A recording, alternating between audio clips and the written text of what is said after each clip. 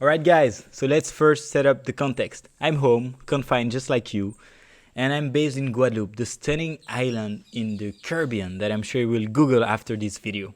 And all around there is birds, some crazy animal, but also my little girl taking a nap on the back. So if you hear any crazy noise, I'm safe. Don't worry about that.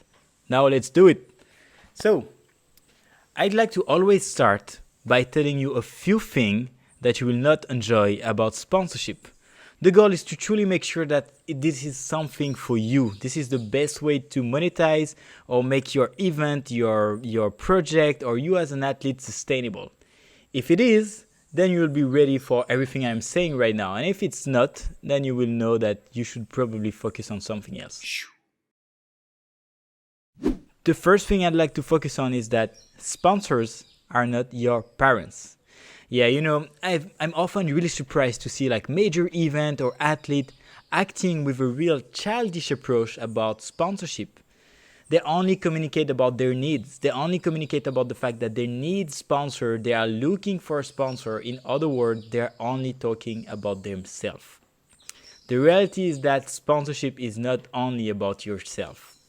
And when you actually only communicate about your need, you're sending an unconscious sign that you're actually looking for parents. Yeah, you're setting up a balance of power that will not play in your favor. Of course, if your event, if your project is good enough, if you're getting enough attention, you will eventually find sponsors. But the sponsor you will attract or may attract, there is a lot of chance that they will not become a real asset for your success. And soon, they will become something I hate to call a necessary evil. By necessary evil, I mean that you will love to hate them and hate to love them. You will enter into a relationship that will take you a lot of time and energy, and both of you at one point may be really frustrated about it just because there is a misunderstanding, at the beginning of your relationship. Sponsors should never be a necessary evil. If they are, you're definitely on the wrong track. Just like investor or producer, there is smart money and there is dumb money. And it's the same about sponsorship. Some sponsor, just because they came for the wrong reason, mostly because of you, they will actually kill the true essence of your project and take you so much energy. And you need that energy. And you don't want that. What can happen, which is even worse, is that you enter a relationship where sponsorship act like a permission. If sponsor ain't following, if sponsor are not happy, then you're not doing what you intend to do. And this is a childish approach to sponsorship. And you will be amazed by the number of sponsorship relationship which is based on that today. I've seen world champion athletes acting like real children when it came to talk about sponsorship. It's like they don't realize this is all a comedy. In this comedy, they are major actors too. They are major characters.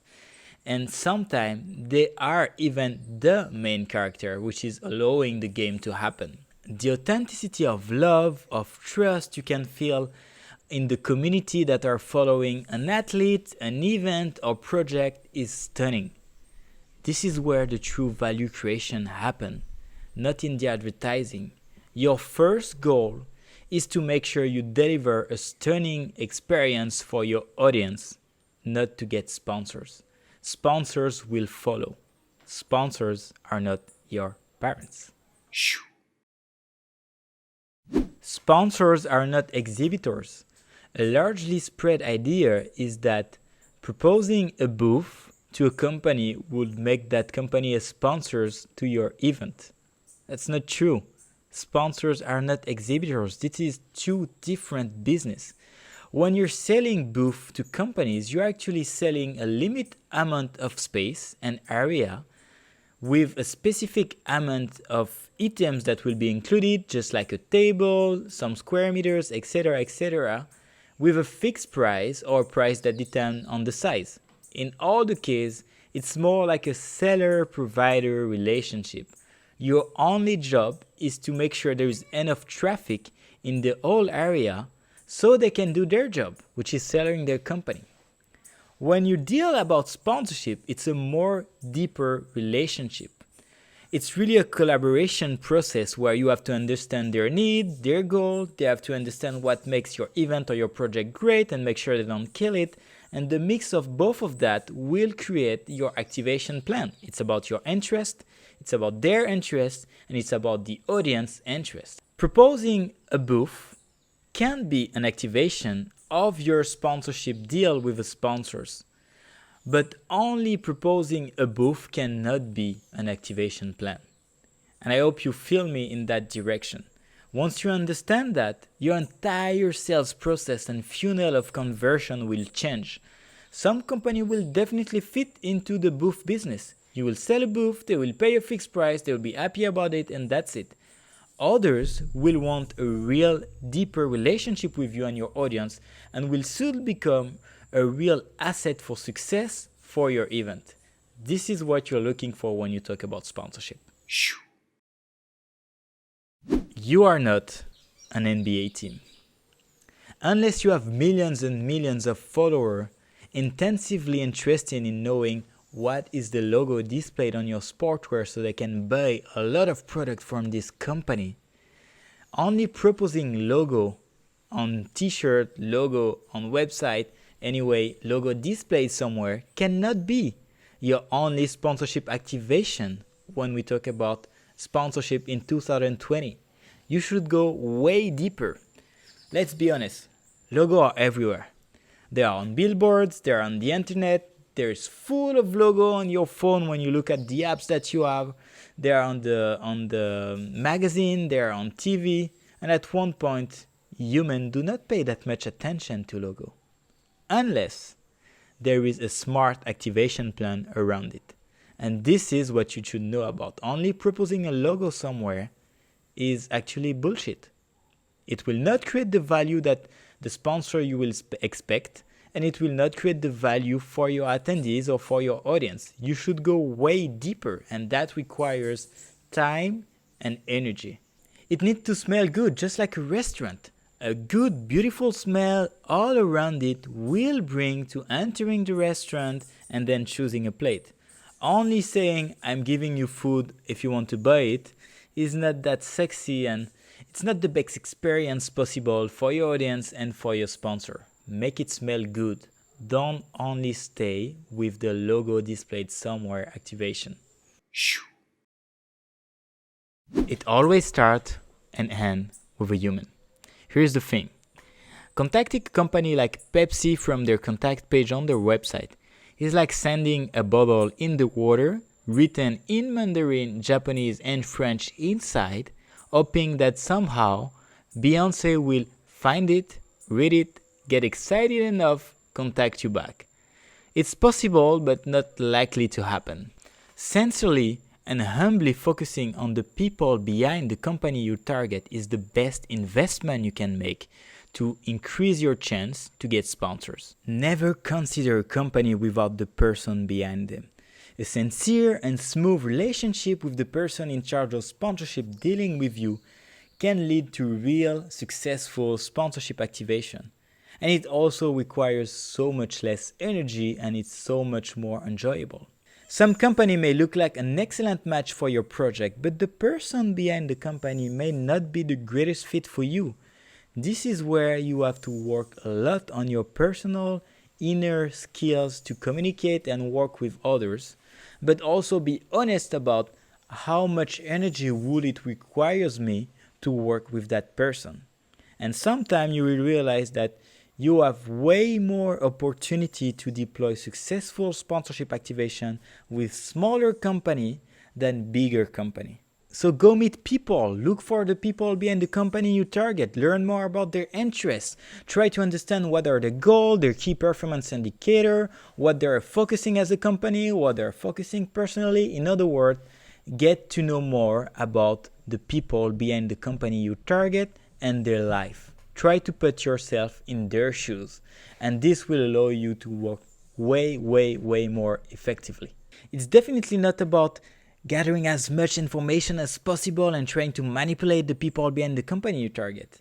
It's about helping you both getting in the flow in the most honest, authentic, and enjoyable way possible. Because at the end of the day, that's the best way to do business. Next one, keep it real, my friend. It is as simple as this.